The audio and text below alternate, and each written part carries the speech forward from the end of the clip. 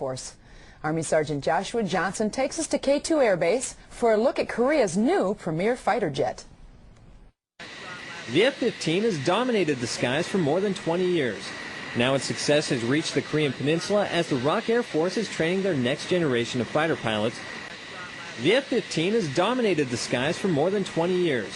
Now its success has reached the Korean Peninsula as the ROK Air Force is training their next generation of fighter pilots in their newly purchased F-15K Slam Eagles.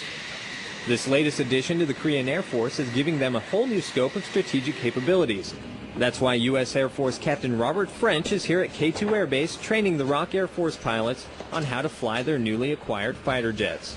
I am here for a year as essentially the sole American in the squadron to provide my experience, 1,000 hours of F-15E experience, to the Korean Air Force as they are beginning to fly this aircraft.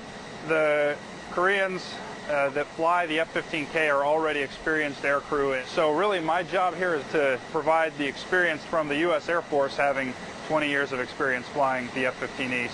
These F-15s are replacing the outdated Vietnam-era F-4 fighter jets currently used by the ROK Air Force.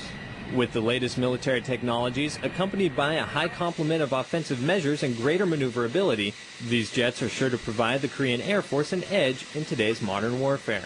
However, adjusting to new weapon systems is never easy. The F-16 employs a similar system as the F-15, so F-16 pilots don't have much trouble adjusting to the F-15, but F-4 pilots may encounter difficulties in flying the F-15K.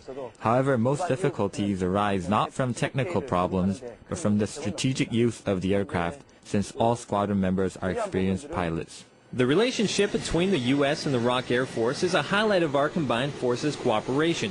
It not only signifies the integration between the two allied nations, but shows the ROK Air Force's readiness and capability of defending their nation. I'm Army Sergeant Joshua Johnson, K-2 Air Base, Korea.